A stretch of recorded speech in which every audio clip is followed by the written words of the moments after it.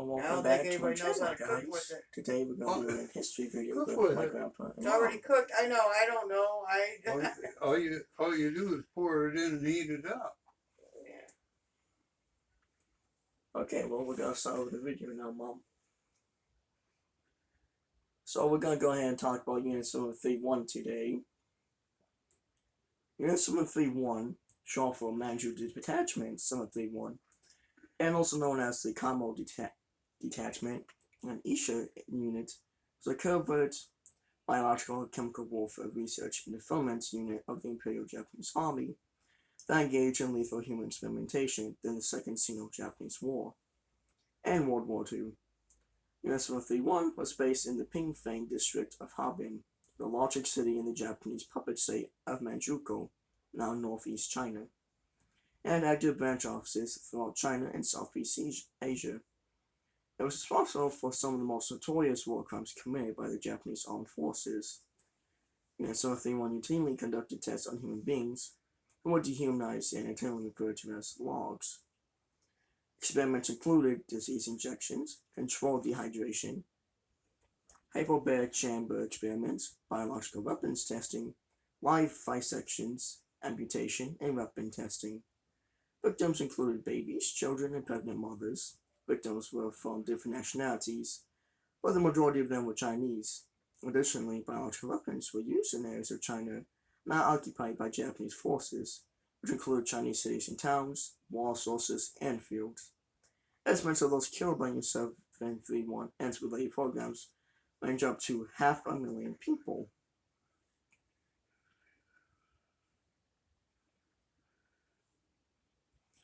It was officially known as the Epidemic Prevention and Water Purification Department of the Korean Tang Army, originally served by the Kenpaiti military police of the Empire of Japan. Unit 731 was taken over and commanded until the end of the war by General Shiro Ishii, a combat medic officer in the Kwantung Army. The facility itself was built in 1935 as a replacement for the Shangma Fortress, and Ishii and his team used it to expand their capabilities. The program received generous support from the Japanese government until the end of the war in 1945. Unit 731 and other units of the Epidemic Prevention and Water Purification Department operate biological weapon production, testing, deployment, and storage facilities.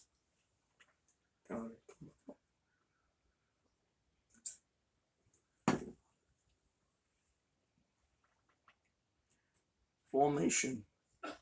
Japan started their biological weapons program in the 1930s, partly because biological weapons were banned by the Geneva Convention of 1925. They reasoned that the ban verified its effectiveness as a weapon. The Japanese Army built Unit 731 near Japanese-controlled Harbin because they viewed the availability of research subjects as an advantage. The majority of research subjects were Chinese, but many were Russian.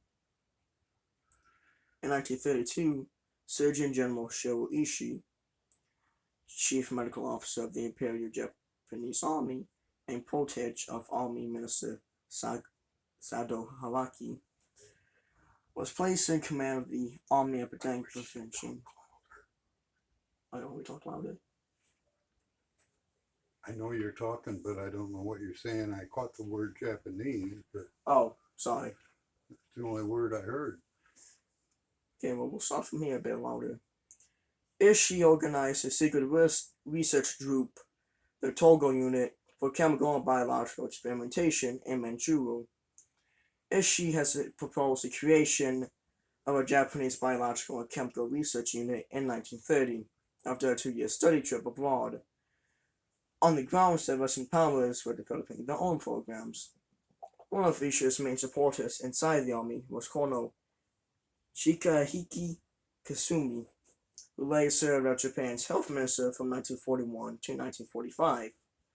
Kasumi had joined a secret poison gas research committee in 1915 during World War I, when he and other Imperial Japanese officers were imprisoned by the successful German use of chlorine gas at the Second Battle of Ypres, in which the Allies suffered 5,000 deaths and 50,000 wounded as a result of the chemical attack.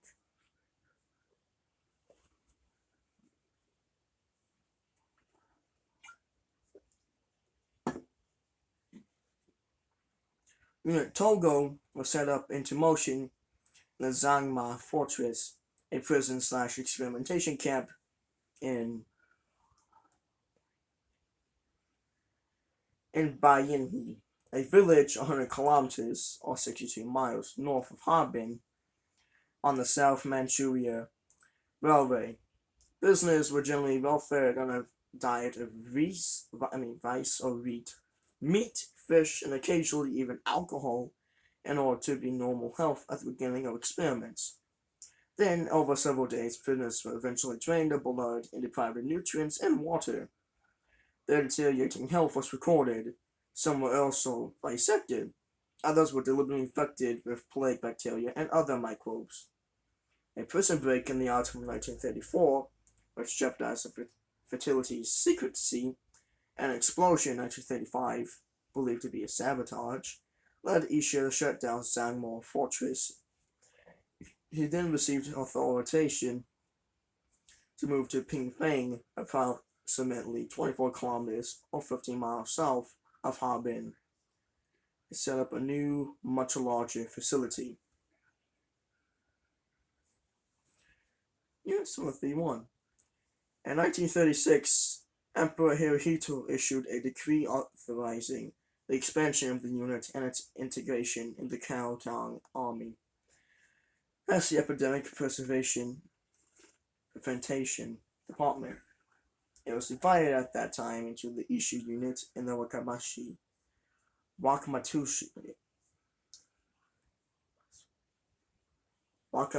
unit. For base in Xinjiang, from August 1940 on, the units were collectively known as the Epidemic Prevention and Water Purification Department of the Kuomintang Army, or Unit 731, or just 731 for short.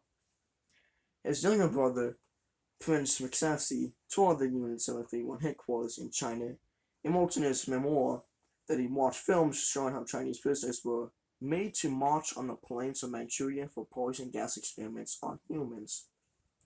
Other units. In addition to the establishment of Unit 731, the decree also called for the creation of an additional biological warfare development unit called the Kuomintang Army Military Horse Epidemic Prevention Workshop, later referred to as Manchuria Unit 100, and a chemical warfare development unit called the Kuomintang Army Technical Testing Department, later referred to as Manchuria Unit 516. After the Japanese invasion of China in 1937, sister chemical and biological warfare units were founded in major Chinese cities and were referred to as the Epidemic Prevention and Water Supply Units. Attachments included Unit 1855 in Beijing, Unit EI 1644 in Nanjing, Unit 8604 in Guangzhou, and later Unit 9420 in Singapore. All of these units completed Ishi's network, which at its height in 1939 oversaw 10,000 personnel. Medical doctors and professors from Japan were attracted to join Unit 731, both by the rare opportunity to conduct human experimentation and the Army's strong financial backing.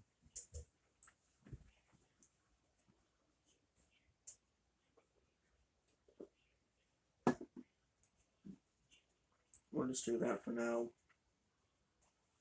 because I don't want to make this an hour-long video. Here you go, Mom. I realized we did this much faster than I thought it was going to be, but What am I doing? I just shut off, so I just gave it to you. Okay. Because I figured, like I said, we'll just do 2 other things at a time. Okay. We could probably do it all now, but I don't want to make an hour-long video. People get bored by like an hour 30 minutes long videos. Yes. So I figured, we'll just do like a short part 1, then we can do a part 2, and then how many it takes. I think there's like what? I think like 4 or maybe 6 things we're gonna look at, so that'll be like 4 parts. This would be part one. Okay, and so two. what are we talking about now? Well, I was just gonna end it. Oh, we're done? No? Okay, We, cool. we went by much faster than I thought it was gonna be. That's how short Okay, I so you did. just basically read that. This place actually existed? Yes, Okay. it has. Okay, well, I don't know. You I can wasn't even- around during that war. Yeah, I mean, Grandpa was born in 1944, so Well, yeah, but he Yeah, but he was was a like a baby. baby. Yeah, They won't remember I nothing. was born 45, just before they dropped the bomb on Hiroshima. There's not a lot. I haven't studied a lot about the Pacific Theater. Most of my focus is on the European theater. Now, can you get this stuff in? I don't think so. I don't think you got the Joey For what? to get the stuff. I have a folder, history, and probably half of the history or more focuses on World War II in Europe. Because the war in Europe was an ideological one. Mm-hmm. The war in the Pacific was just one country trying to exert dominance over the other. The Japanese didn't have an ideology that they had. They had the Shinto religion. In the Shinto religion, the emperor of Japan is God. It's emperor worship. It's a form of religion that you found in ancient Rome, where the emperor was God. And as far as the basic ideology of emperor worship, that is what defines the liberal. They're emperor worshippers. In this case, they worship the state. And this is, basically all of socialism now. In 1900, around 1900, there was a group of communists. The communist movement was the Marxist movement.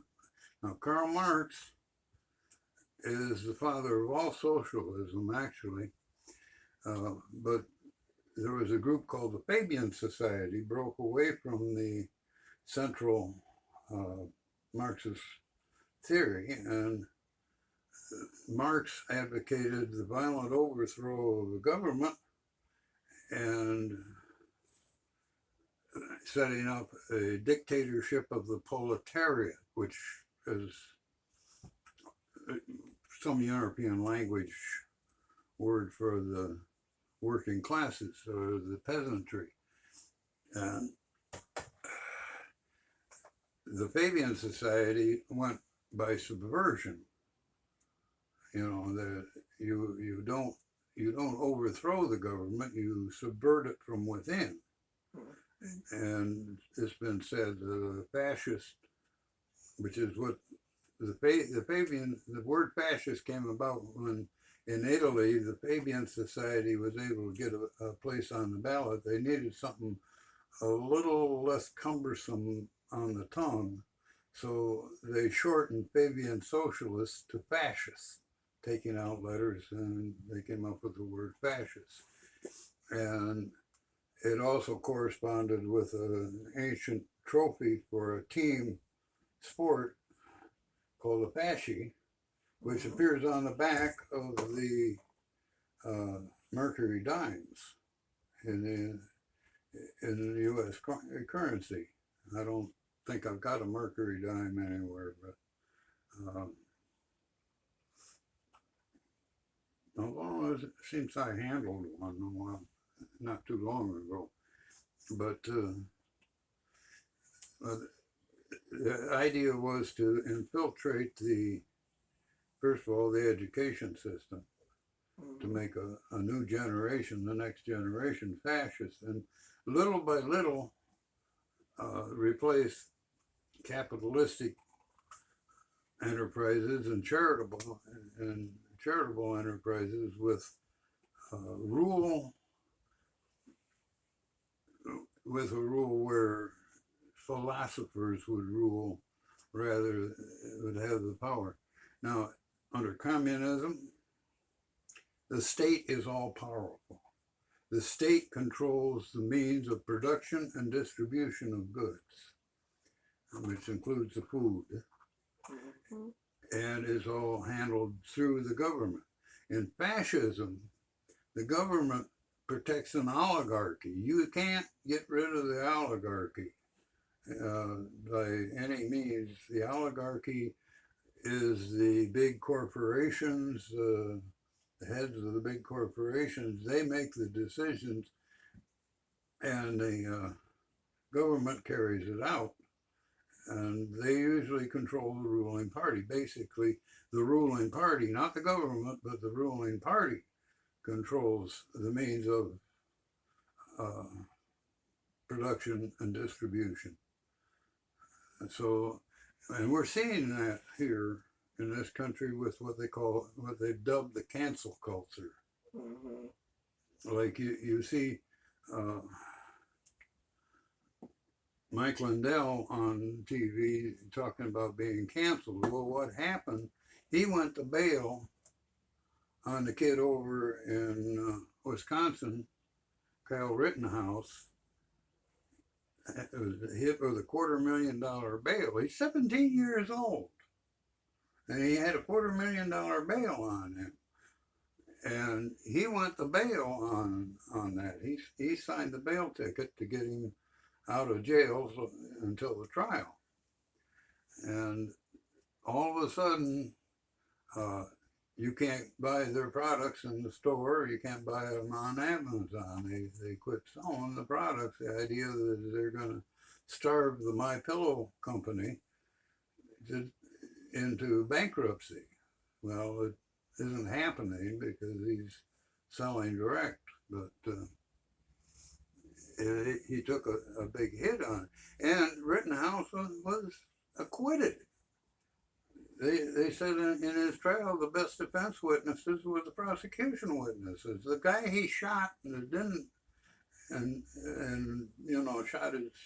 messed his hand up, admitted that he had Rittenhouse's head in the crosshair in his gun sights, and he was about ready to shoot him in the head when he got off the first shot. And he shot him right in the hand holding the Lone Ranger shot. That's what I call it, because if you watch the Lone Ranger only shoots him in the hand with a silver bullet, not a lead one. And he got off that Lone Ranger shot, and the guy didn't die from being shot in the hand naturally, but neither did Rittenhouse. But the jury, which consisted of men, women, black, white, it was a well-mixed jury. It didn't take long to acquit him because, you got it on. The whole incident is caught on 2 tapes.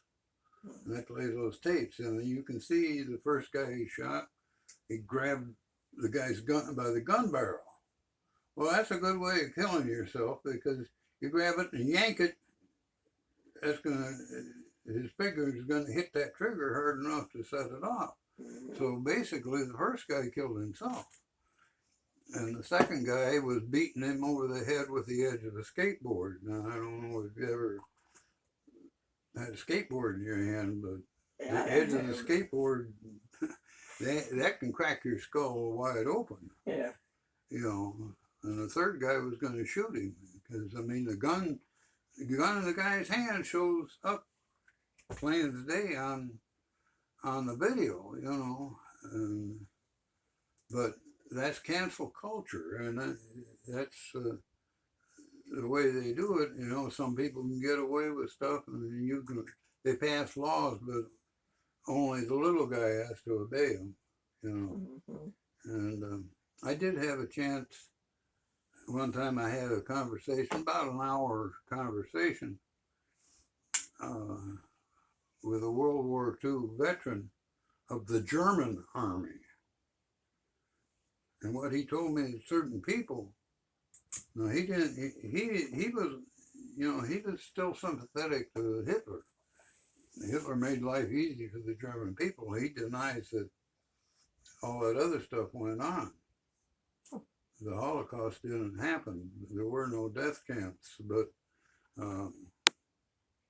I had a buddy.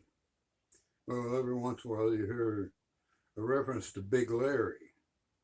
Well, that's Larry Combs Sr. And he was stationed in Germany about 2 miles from one of those camps. And he said when the weather condition is just right, you could smell the rotting flesh from the base, from so many bodies buried in those camps. And the thing that scares me is that the cancel culture is cultural genocide, because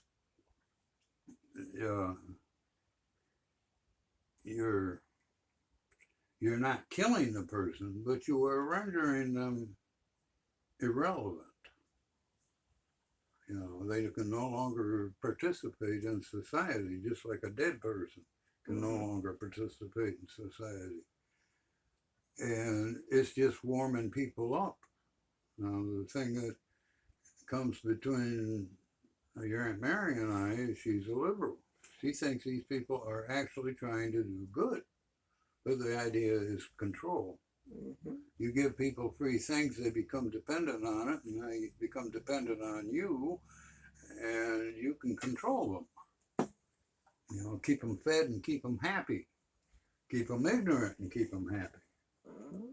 You know, and make sure they don't get an education. Back in the slave days, it was illegal to teach a slave to read and write. Yeah. Now, they developed on their own the ability to work mathematics. So the slaves could add, subtract, multiply, and divide, because, I mean, that knowledge. Learning in English in school, slavery and all that. But now, a lot of people, one of the first statues they tore down was Robert E. Lee. Now, what people didn't know about Robert E. Lee, or isn't said about Robert E. Lee in liberal media, is that Robert E. Lee was a repatriationist. The repatriation movement, what they would do is they'd go out and buy whole families of slaves from the slave traders, and they'd take them back. The adults would work in the field during the day, and the kids were in some secret location, usually the basement. In Robert E. Lee's case, it was the basement of the house, and they got teachers in there teaching them bookkeeping, accounting, government, as well as reading and writing and arithmetic, you know. And then in the evening, the kids were turned loose and the adults came in. Now, after they completed their studies, they would take them, they had to take them like they were going to sell them, but they would take them to boats that were already that they were involved in, and they took them back to Africa, where African missionaries it started out with African missionaries getting them set up in the country of Liberia.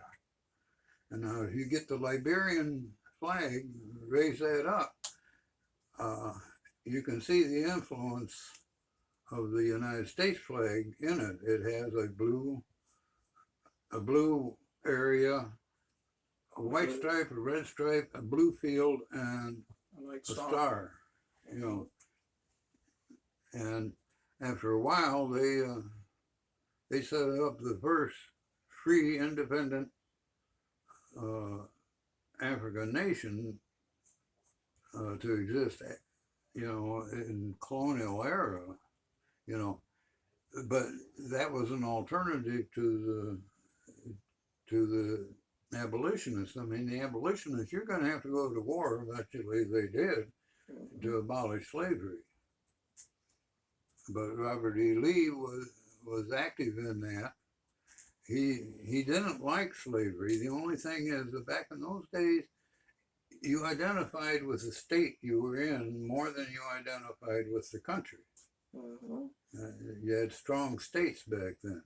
In fact, it wasn't until the 20th century that you could even vote for the United States Senate. The United States senators were voted on only in the state legislatures. The only, the highest ranking, the highest office you could vote for through the entire 19th century was your representative in the House of Representatives. Then that's the highest federal office that was voted by the people. And also the states voted, the state legislature, the newly impaneled state legislature would convene and they would elect the electors in the electoral college. So whoever, won control of the state legislature got the vote for the president. And that's where the electoral college was. And there's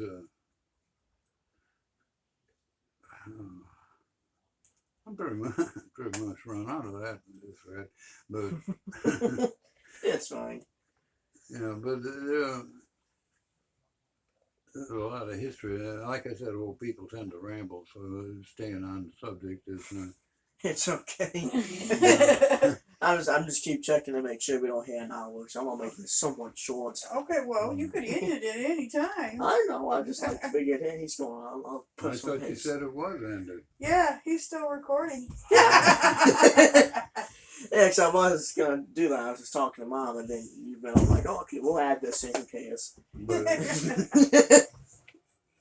but Hitler was a fascist, but a fascist isn't necessarily a Nazi. Mm-hmm. See, there's no racial policy in fascism. Yeah. In fact, the matter when the fascists took control of Italy, which was I think that was the first country Yeah. that became fascist.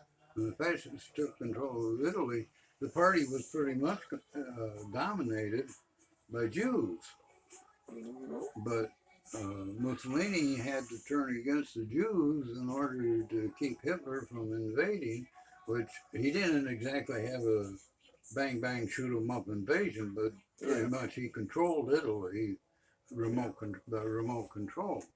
On the other hand, you had another fascist. Nothing. I'm just saying, dinner tonight's leftovers. So Okay. whenever you want it, you warm it up. You're gonna want to get a shower before you go to bed. I might do that when I get up, because then I can wake me up for the. Okay, I'm just saying because you got one more day of testing tomorrow. Mm-hmm. Okay, that's all. He has testing. I just want you to be prepared. So Yeah. whenever you're hungry, leftovers. Yeah. Okay, that's it. Okay. I was just letting you all know. Okay. But you had another fascist in there, Francesco Franco. And Franco, he didn't have a problem dealing with Jews because in 1492, King Ferdinand shoved all the Jews out of Spain when he took over from the Muslims that had occupied Spain for several centuries. And, 7 centuries also. And he basically told Hitler, he says, look, you have an army of teenagers that have never seen combat. The Blitzkrieg, they had no resistance. They just rolled in and took over. Mm-hmm. But he says, you try and roll in and take over Spain, they are going to be meeting battle-hardened troops that have just spending several years fighting against each other, because he controlled not only his guerrilla army that overthrew the King of Spain, he controlled the King of Spain's army once he took power. And plus the fact getting in there by land, you had to go through the Pyrenees Mountains. And the Pyrenees Mountains had mountain tribes of people called Basque. And the Basques didn't like the Spanish and they didn't like the French. And they pretty much had a home rule situation. And they were experienced guerrilla fighters behind the lines. So Hitler decided that he was not going to push it, at least at that time, to bring the fascist brotherhood together, because amongst other things, Franco told him that if you move against me, I will throw in with the Allies. But on the same time, Hitler had secured Franco's victory by using the Luftwaffe against the royal forces. So he owed him money, but they used the copper and gold mines in France, in Spain, to pay in cash. So a lot of the copper that was used by the Germans was from Spain, and he had a gold debt he had to pay too for the assistance. But outside of that, he gave no support to Hitler. Mm-hmm. But like I was starting to say, that there was no racial component to fascism. Nazism is a different thing. It's fascism, plus Hitler belonged to a group called the Thule Society, which you're seeing the Thules reemerge here, that there was a race here before humans, and that that they controlled them. It was basically a satanic organization. In fact, Heinrich Himmler, the head of the SS, had one area where he would bring the SS recruits in, and they would literally sign their soul in blood over to Satan. And he had one castle they uncovered. It had all sorts of occult stuff in there. So basically, it was the eugenics movement, which was another movement that he was in there. And you may not have been taught with the wokeism in schools today. You may not have been taught, but Hitler Maybe. financed a woman named Margaret Sanger to set up Planned Parenthood in Europe, in Nazi-held Europe. She was a very close friend of Adolf Hitler's, and often he would cite her in speeches. In the United States, her funding came from the Ku Klux Klan. And she often spoke at Klan rallies. I've got, if you want to go through several years and thousands of memes that I've posted, you'll see pictures of Sanger addressing the ladies of the Ku Klux Klan. Oh. In fact, they took over the Southern Baptist denomination. That's what split the Southern Baptists. It used to be all the Baptists were one denomination. Well, the Southern Baptists broke loose, and because they supported slavery, so there was the Northern Baptists, and Northern Baptists have since split off. And it was not too many years ago, since I lived in this house, the Southern Baptists issued an apology for their ancestral position, because basically they got to the point where they weren't big on race anymore, But the dynamics of World War II was pure evil. Like in Japan, like I said, it was just Japan for the glory of the emperor, which was,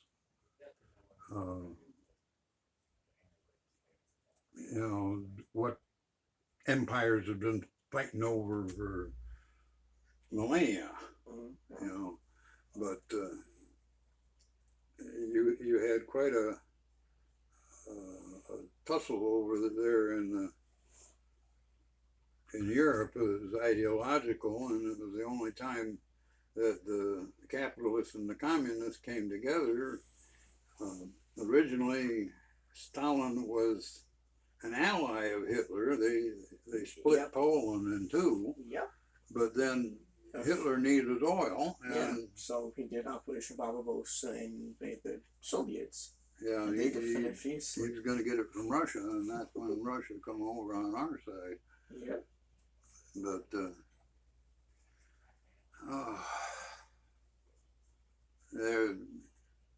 there's a lot of names being tossed around, a lot of name calling being tossed around here, and fascist is one of them.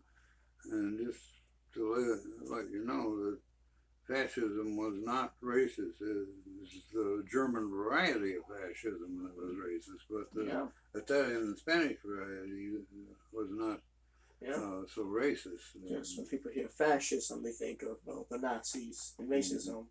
And originally, it was not built with that ideology. Yeah, but if you take Fabian socialists, the Fabian Society, you take the words Fabian socialist, right, and start crossing them out, you can make the word fascist without moving any. In other words, that was their catchphrase, the fascist government.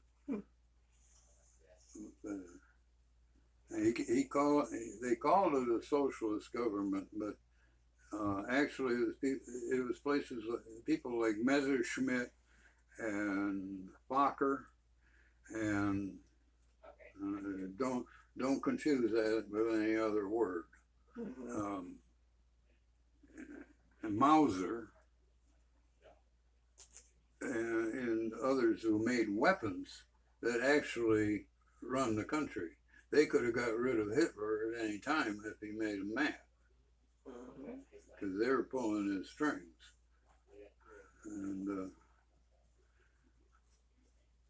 And basically he led Germany into ruin, because there's no doubt he was a gifted leader. I mean, he had leadership charisma of the yin yang, but the trouble was is where he was leading them, nobody saw it, because life was really good for the Aryan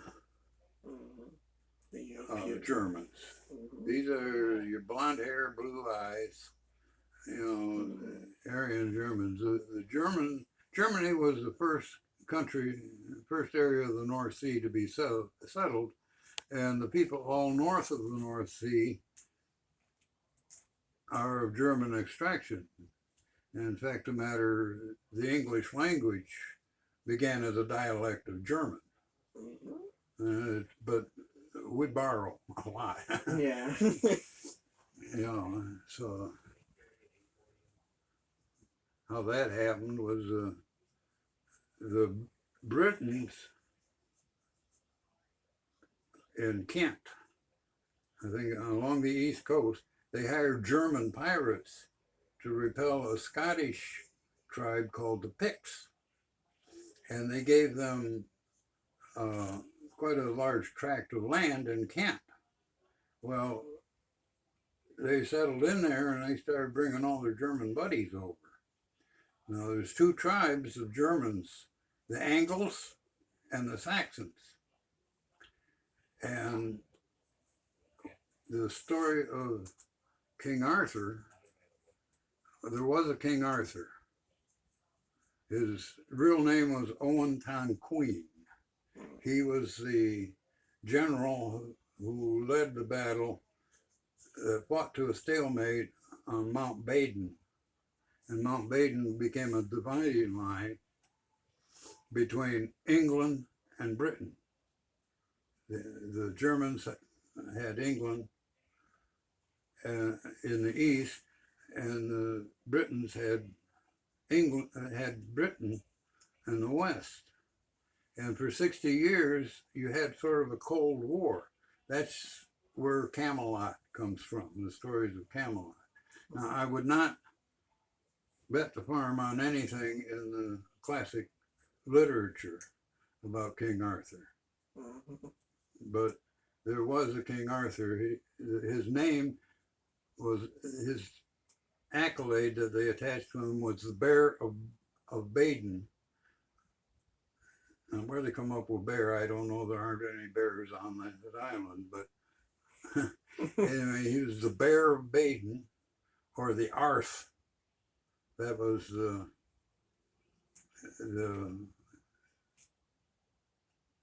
Celtic word for bear, Arth.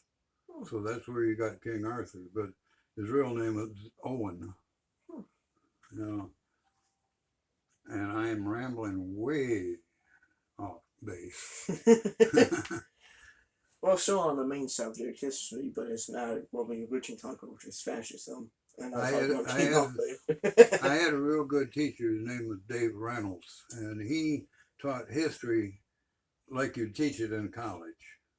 And I just couldn't wait to get to history class because he was a very good lecturer. You know, he wasn't a very good arsonist, but he was a good lecturer.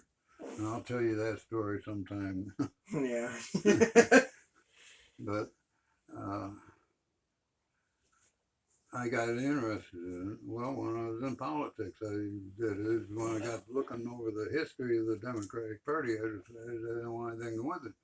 And at that time, I was already mid-level. I was above the county level, so voting above the county level.